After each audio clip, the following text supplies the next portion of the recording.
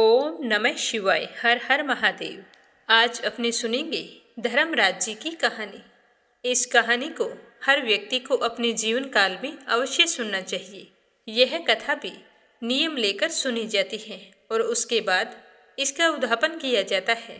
कहते हैं कि इस कथा को सुनने से मोक्ष के द्वार खुलते हैं और जाने अनजाने हुए पापों से मुक्ति मिल जाती है। तो इसमें भी पहली कहानी गणेश जी भगवान की, दूसरी धर्मराज जी की, तीसरी पोपा बाई की और चौथी कहानी लपसी तपसी की कही और सुनी जाती है। तो शुभारंभ करते हैं धर्मराज जी की कथा का। सच्चे मन से कहिए गणेश जी महाराज की जय हो। एक बार की बात है कि एक बुढ़िया गणेश जी भगवान की बहुत ही भक्ति किया करती थी। सुबह जल्दी उठती, स्नान करके पहले गणेश मंदिर जाती, गणेश जी को सिंदूर से तिलक करती और गुड़ का भोग लगाती। बड़े ही श्रद्धा भाव से गणेश जी के नामों का स्मरण किया करती थी। यह उसका नियम था। चाहे आंधी हो या तूफान, वह बुढ़िया गणेश जी के मंदिर जरूर जाती थी। ऐसा करते करते सालों बीत गए तो गणेश जी भगवान उस बुढ़िया की भक्ति से बहुत ही प्रसन्न हुए। तो एक दिन उसे सपने में दर्शन देकर कहने लगे कि बूढ़ी माई, मैं तुमसे बहुत ही खुश हूँ, तू वरदान मांग कि क्या मांगना चाहती है। तो बुढ़िया कहने लगी कि गणेश जी महाराज, आपने मुझे दर्शन दिए, इससे अच्छा मेरे लिए क्या हो सकता है। मांगना तो मुझे कुछ नहीं आता है, मैं क्या मांगू। इस तरह फिर बुढ़िया सोचने लगी। तो गणेश जी महाराज कहने लगे कि बूढ़ी माई, परेशान मत हो, मैं कल फिर आपके सपने में आऊँगा। तब तक तुम आराम से सोच लेना कि तुम्हें वरदान में क्या मांगना है। वरदान मैं तुम्हें एक ही दूंगा। ऐसा कहकर गणेश जी भगवान अंतर्ध्यान हो गए और उस बुढ़िया की आंख खुल गई। आंख खुली तो सुबह हो चुकी थी।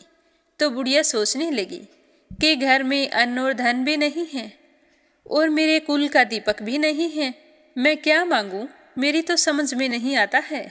तो इस तरह सोचते हुए बुढ़िया ने अपने पुत्र को बुलाया और पूछा कि बेटा, मुझे गणेश जी ने रात सपने में दर्शन दिए थे और बोल रहे थे कि मैं तुम्हारे पूजा पाठ से बहुत ही प्रसन्न हूँ। मैं तुम्हें एक वरदान देना चाहता हूँ, मांगो, क्या मांगती हो।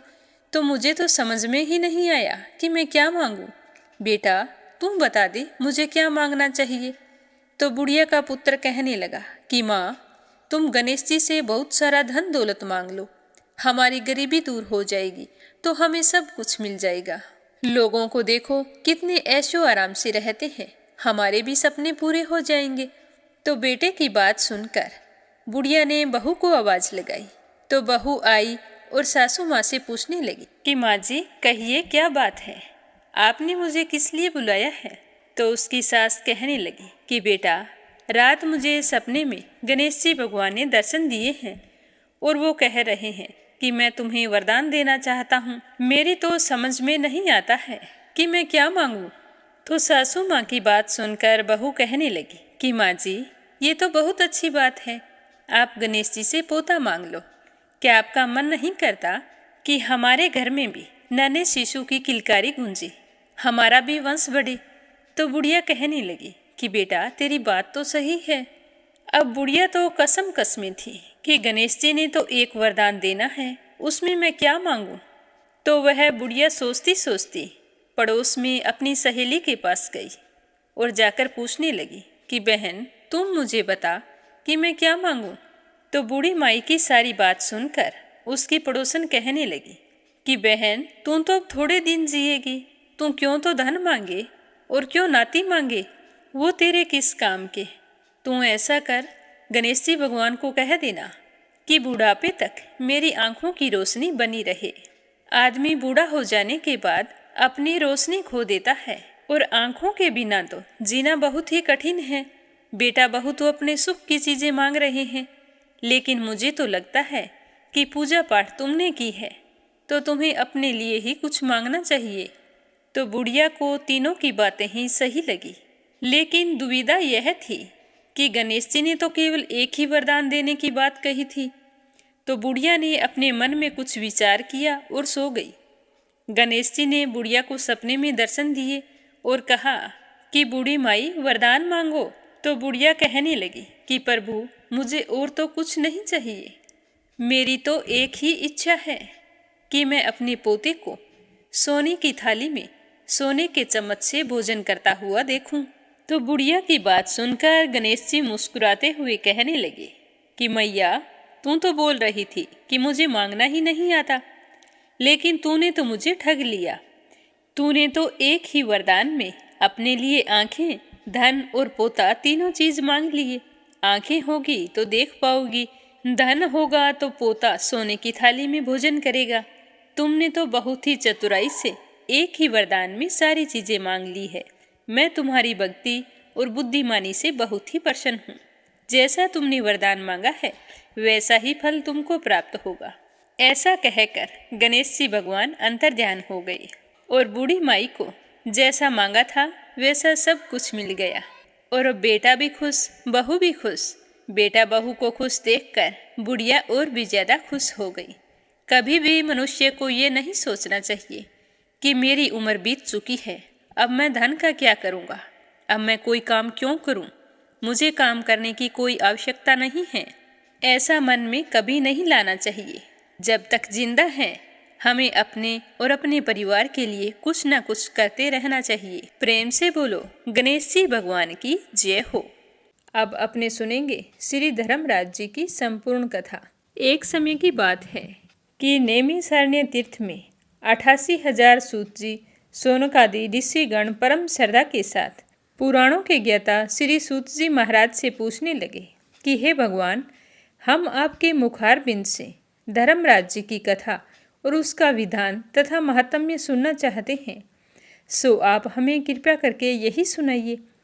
तो श्री सूत जी बोले कि हे ऋषियों, आज आप लोगों ने मुझसे मनुष्यों के कल्याण कामना से यह सब कुछ पूछा है, अतः आज मैं आप लोगों को धर्मराज की कथा सुनाता हूँ। जिस तरह मनुष्य सारे तीर्थ, व्रत और नाना प्रकार का दान करने वाला मनुष्य उद्यापन को किए बिना सुख का भागी नहीं हो सकता, इस विषय में आप लोगों को इस लोक में सुख और आगे स्वर्ग लोक की प्राप्ति के लिए धर्मराज जी की श्रेष्ठ कथा कहूँगा। आप लोग विश्वास रखकर ध्यानपूर्वक सुने। पूर्व काल की बात है कि राजा बब्रुवाहन महोदयपुर में राज्य करता था। वह राजा बड़ा धर्मात्मा, दयालु तथा गौ, ब्राह्मण और भक्त पूजक था। उसके राज्य में हरिदास विष्णु सेवक बड़ा तेजस्वी था। तदनुसार उसकी पत्नी श्री भगवान की भक्त और पतिव्रता नारी थी। उसने प्राय सभी प्रसिद्ध देवताओं के लिए व्रत किए, परंतु उसने धर्मराज प्रभु की कभी भी सेवा नहीं की, ना ही कथा सुनी और ना ही कोई दान धर्म किया। पर वह बाकी सारे नियम धर्म रखती थी। जन्माष्टमी, महाशिवरात्रि, शिवजी के सभी व्रत किया करती थी। बड़े ही श्रद्धा भाव से एकादशी का व्रत भी करती थी और द्वादशी के दिन यथासंभव दान दक्षिणा भी देती थी। अतिथि सेवा से वह कभी भी विमुख नहीं होती थी। इस प्रकार वह धर्मपरायण वृद्धावस्था में मृत्यु को प्राप्त हो गई। धर्मचारण के प्रभाव से यम के दूत उसे आदरपूर्वक धर्मराज के पुर को ले गए। दक्षिण दिशा में पृथ्वी से कुछ ऊपर अंतरिक्ष में धर्मराज का बड़ा भारी नगर है, जो कि पापी लोगों को भय देने वाला है। धर्मराज का पुर 1000 योजन का है। वह चौकोर है तथा उसके 4 द्वार है तथा वह नाना प्रकार के रत्नों से शोभायमान कई मनुष्य जो पुण्य भोगने को गए हैं वहाँ निवास कर रहे हैं। स्थान स्थान पर गीत सुनाई दे रहे हैं और बाजे बज रहे हैं। उस नगर के 7 कोट हैं। उसके बीच में महासुंदर धर्मराज जी का मंदिर है। वह रत्नों से बना हुआ है और अग्नि बिजली बाल सूर्य के समान चमक रहा है। उसके दरवाजे की पेड़ियाँ स्फटिक मणि की है। हीरों की कड़ियों से आंगन चमक रहा है। उसके मध्य में अनुपम सुंदर सिंहासन पर धर्मराज भगवान विराजमान है। उसके पास चित्रगुप्त जी का स्थान है, जो कि मृत प्राणियों के पाप पुण्य का लेखा जोखा रखता है और धर्मराज जी को बताया करता है। यमराज के दूत गुणवती को वहां लेकर चले गए। उनको देखकर वह भयभीत होकर कांपने लगी, नीचे मुख करके खड़ी हो गई। चित्रगुप्त जी ने उनके पूर्व जन्म के किए हुए पाप पुण्य का लेखा जोखा पढ़कर धर्मराज को सुनाया। धर्मराज जी उस गुणवती की हरिहर आदि सभी देवों में तथा अपने पति में भक्ति देखकर बहुत ही प्रसन्न हुए और फिर उसी समय उदास हो गई। गुणवती ने जैसे ही धर्मराज का उदास चेहरा देखा तो निवेदन करने लगी कि हे प्रभु, मैंने मेरी समझ में कोई दुष्कृत्य नहीं किया है, फिर भी आप उदास क्यों हैं? इसका कारण बताइए। तो धर्मराज जी कहने लगे कि हे देवी, तुमने व्रत आदि से सभी देवों को संतुष्ट किया है, परंतु तुमने मेरे नाम से ना तो कोई दान पुण्य किया है और ना ही कथा सुनी है। तो यह सुनकर गुणवती ने कहा कि हे भगवान, मेरा अपराध क्षमा करें, मैं आपकी उपासना नहीं जानती थी। अब आप ही कृपया करके उपाय बताइए जिससे मनुष्य आपकी प्रीति के पात्र बन सके। यदि मैं आपके भक्ति मार्ग को आपके मुख से सुनूं और वापस मृत्यु लोक में जा सकूं और आपको संतुष्ट करने का उपाय करूं, तो यह मेरा बड़ा ही सौभाग्य होगा। तो धर्मराज जी ने कहा कि सूर्य भगवान के उत्तरायण में जाते ही जो महापुण्यवर्ती मकर संक्रांति आती है, उस दिन से मेरी पूजा शुरू करनी चाहिए। इस प्रकार साल भर मेरी कथा सुने और मेरी पूजा करे, इसमें कभी भी एक दिन चूकना नहीं चाहिए। आपातकाल आने पर भी मेरे धर्म के इन 10 नियमों का पालन करते रहना चाहिए। घृत, यथालाभ संतोष, क्षमा नियम द्वारा मन को वश में करना, किसी की वस्तु को नहीं चुराना, मन से पर स्त्रियों या पुरुषों की वासना यानी मन की शुद्धि और शारीरिक शुद्धि, इंद्रियों के वश में रहना, बुद्धि की पवित्रता यानी कि मन में बुरे विचार न आने देना, शास्त्र विद्या का स्वाध्याय यानी कि पूजा पाठ करना, सुनना या पढ़ना सुनाना और समय समय पर दान पुण्य करना, सत्य बोलना, सत्यता का ही व्यवहार और क्रोध ना करना, ये 10 धर्म के लक्षण हैं। और मेरी इस कथा को सदा नियम से सुनता रहे या फिर पढ़ता रहे और यथाशक्ति दान पुण्य तथा परोपकार करता रहे। जब साल भर बाद में फिर मकर संक्रांति आवे तब उद्यापन कर दे। सोने की या फिर जितना भी सामर्थ्य हो चांदी की मूर्ति बनवाकर किसी विद्वान ब्राह्मण के द्वारा पूजन हवन आदि करवाना चाहिए। मूर्ति की प्राण प्रतिष्ठा करवाकर पंचामृत से स्नान करा के षोडशोपचार से उसकी पूजा करनी चाहिए। साथ में चित्रगुप्त जी की भी पूजा करनी चाहिए और सफ़ेद काले तिलों के लड्डुओं का भोग लगाना चाहिए। हमारी पूर्ण पुष्टि के लिए ब्राह्मण को भी भोजन करवाना चाहिए। बांस की छावरी में 5.25 सेर धान जवार का जो मुक्ता तुल्य माना है, किसी मंदिर या ब्राह्मण को भेंट करना चाहिए। स्वर्ग में चढ़ने के लिए सोने या चांदी की नसेनी धर्मराज मंदिर में दान करनी चाहिए। साथ में सुंदर बनाई हुई चारपाई, मुलायम गद्दा, रजाई और तकिया, इसके अलावा कंबल, पादुकाएं लकड़ी की और डंडी लगा हुआ लोटा, 5 कपड़े भी धर्मराज जी के निमित्त और यदि समर्थ हो तो सफ़ेद या काली गाय चित्रगुप्त के निमित्त धर्मराज मंदिर में दान करनी चाहिए। ये सभी वस्तुएं सर्वसाधारण के लिए हैं। धनवान व्यक्ति और भी दान करे तो अति उत्तम होता है। तो गुणवती धर्मराज जी की सारी बात सुनकर कहने लगी कि ये बात है तो मुझे एक बार फिर से संसार में भेजिए जिससे मैं आपकी कथा का प्रचार कर सकूं। तो धर्मराज ने गुणवती को भूलोक पर जाने की स्वीकृति दे दी। उसी समय उसके मृत शरीर में पुनः प्राणों का संचार हो गया और उसके पुत्र कहने लगे कि हमारी माताजी जीवित हो गई है। इसके बाद गुणवती ने अपने पति और पुत्र को सारी बात बताई जो धर्मराज जी ने मनुष्यों के कल्याण के लिए कही थी। फिर गुणवती ने मकर संक्रांति से विधि विधान से व्रत और धर्मराज जी की प्रतिदिन पूजा और कथा शुरू कर दी और स्वर्ग जाने के लिए दान पुण्य कर्म आदि करने शुरू कर दिए। इस प्रकार गुणवती साल भर कथा सुनकर धर्म के 10 अंगों का पालन करके मृत्यु उपरांत वापिस स्वर्ग में पहुंची तो देवताओं ने गुणवती का बहुत ही आदर सत्कार किया और वह वहां रहकर स्वर्ग के सुखों को भोगती रही। तो सूत जी कहने लगे कि हे ऋषियों, जिस घर में स्त्री या पुरुष इस धर्मराज भगवान की व्रत कथा को श्रद्धा भाव से पढ़ता है तो वह दुखों से मुक्त हो जाता है तथा संपूर्ण दान देने से पाप मुक्त हो जाता है।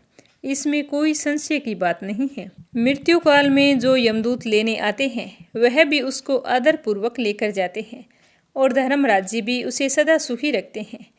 यदि उन मनुष्यों के कुछ पाप बाकी भी हों तो शीघ्र ही पाप नाशक उपाय बताकर शीघ्र ही पाप मुक्त कराने में सहायक बन जाते हैं। गरुड़ पुराण आदि में लिखा है कि पापी लोगों को यमदूत भयानक यातनाएं देते हुए लेकर जाते हैं, परंतु धर्मराज जी की कथा वह दान पुण्य धर्मराज मंदिर में करते हैं वह मनुष्य यमपुरी में कभी भी कष्ट नहीं पाता। वह शीघ्र ही स्वर्ग तथा मोक्ष को प्राप्त हो जाता है। बोलो धर्मराज जी की जय हो। पोपा बाई की जय हो। किसी गांव में एक भाई बहन रहा करते थे। भाई की शादी हो गई, लेकिन उसकी बहन की शादी नहीं हुई थी। बहन का नाम पोपा बाई था। पोपा बाई भगवान की परम भगत थी। वह हमेशा पूजा पाठ में लगी रहती थी। एक दिन उसके भाई भाभी ने उसे शादी करने के लिए कहा, तो उसने मना कर दिया और कहा कि भैया भाभी, मैं शादी नहीं करवाऊंगी और ना ही आज के बाद से आपके साथ रहना चाहती हूँ। आप ऐसा करो, मेरे लिए गांव से बाहर एक झोंपड़ी बनवा दो, मैं उसी में रहकर अपना जीवन व्यतीत कर लूँगी। तो उसका भैया कहने लगा कि बहन, मैं तुम्हें गांव से बाहर अकेली को कैसे छोड़ सकता हूँ। तो वो कहने लगी, भैया आप मेरी चिंता मत करो, मुझे तो भगवान की भक्ति करनी है और मैं आपके साथ रहूँगी तो आपको हमेशा यह लगेगा कि आपने मेरी शादी नहीं की और मैं शादी नहीं करना चाहती हूँ। तो उसके भैया ने अपनी बहन का कहना मानकर गांव के बाहर झोंपड़ी बना दी। उसके बाद उसने सभी गांव वालों से कहा कि हे गांव वालों, आप लोग अपनी अपनी गाय और बछड़े को मेरे झोंपड़े के पास घास चरने के लिए छोड़ दिया करो। मैं आपके सभी गाय बछड़ों की देखभाल किया करूँगी और मेरे लिए आपके घर जो बासी रोटी बचे वो भेज दिया करो, मैं वही खाकर अपनी भक्ति कर लूँगी। तो उसी दिन से सारे गांव वाले अपनी गायों और बछड़ों को पोपा बाई के झोंपड़े के पास छोड़ देते थे और रोज़ाना उसके भोजन की व्यवस्था भी कर देते थे। तो पोपा बाई सुबह शाम अपनी भक्ति करती, दिन में गाय और बछड़ों को चराती, उनकी देखभाल करती। एक समय की बात है कि एक राजा वहाँ से होकर गुजर रहा था, तो उसकी नज़र उस झोंपड़े पर पड़ गई।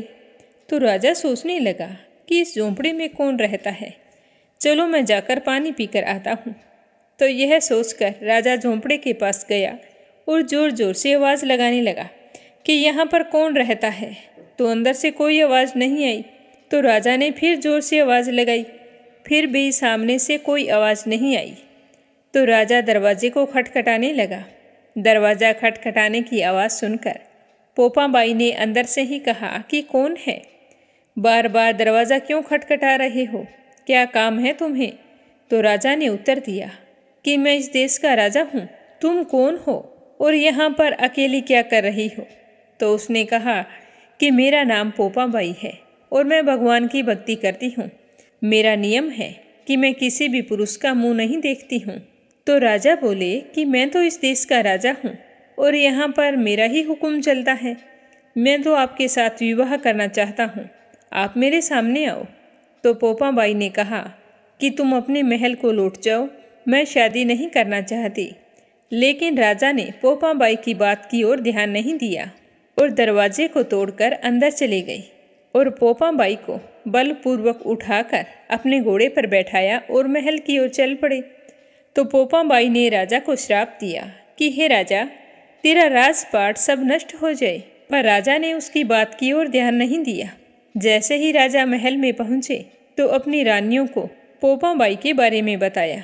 तो पूरी बात सुनकर रानियों ने राजा से अनुरोध किया कि राजन, आप पोपा बाई को सही सलामत उनकी झोंपड़ी में छोड़ आए।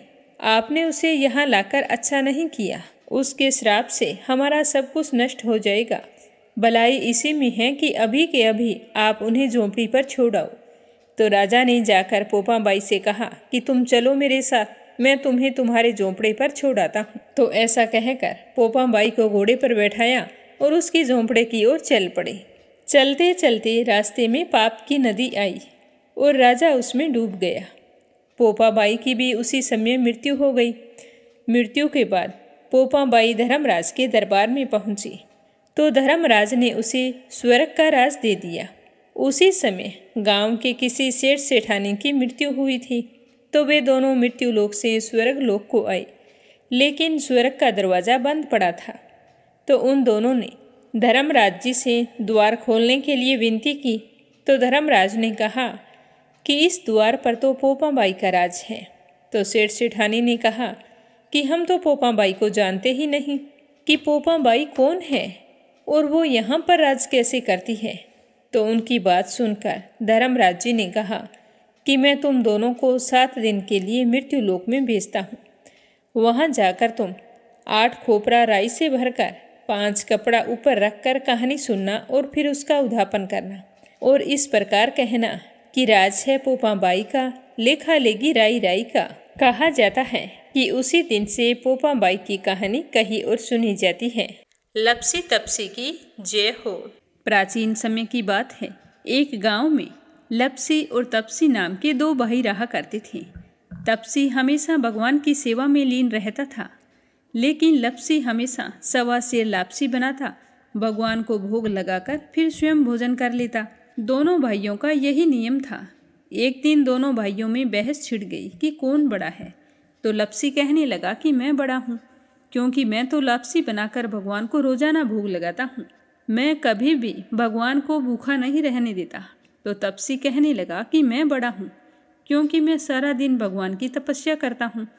तो इस तरह करते करते दोनों जोर जोर से लड़ने लगे। तभी वहाँ से नारद मुनि गुजर रहे थे। उन दोनों को लड़ते हुए देखा तो उनके पास आए और लड़ने का कारण पूछने लगे। तो तपसी कहने लगा कि हे देव ऋषि, आप ही बताइए कि कौन बड़ा है। मैं कहता हूँ कि मैं बड़ा हूँ। लपसी इस बात को मानने के लिए तैयार नहीं है। ये कहता है कि मैं बड़ा हूँ। तो दोनों की बात सुनकर नारद मुनि कहने लगे कि मैं इसका फैसला तो कर दूंगा, लेकिन कल करूँगा। कल सुबह जल्दी आऊँगा और आपको बता दूंगा कि तुम दोनों में से कौन बड़ा है।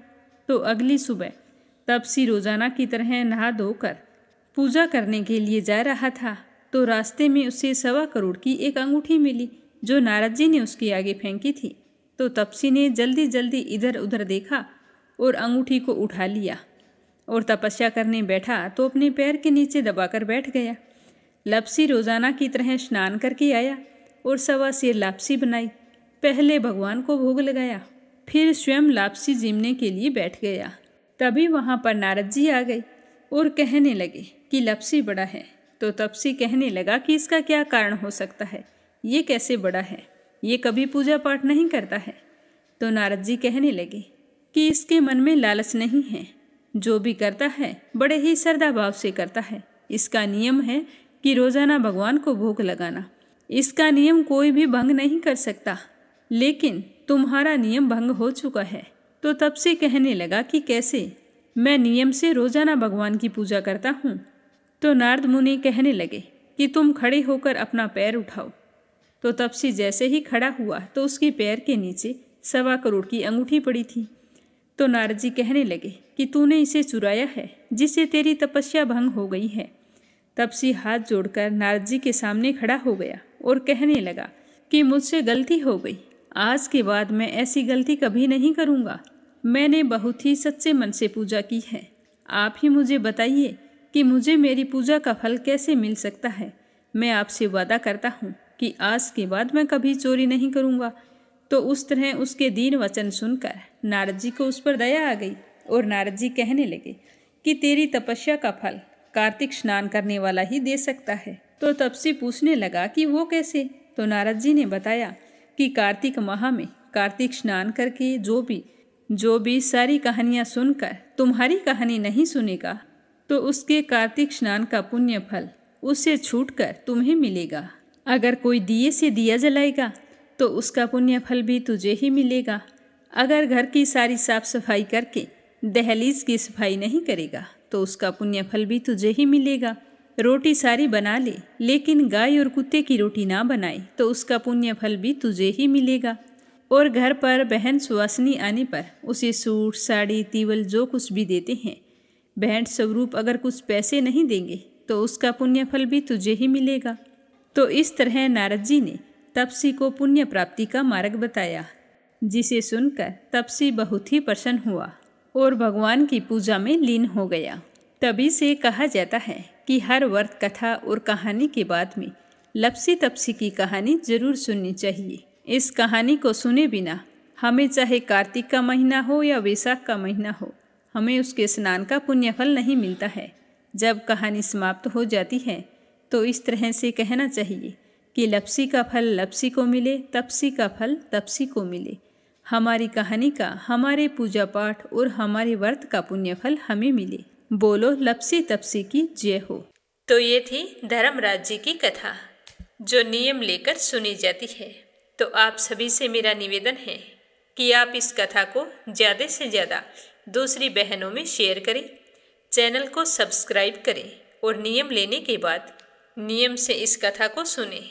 आपकी सुविधा के लिए इस कथा को अलग से प्रस्तुत किया गया है। सभी बहनों के मंगल जीवन की कामना करते हुए ओम नमः शिवाय, हर हर महादेव।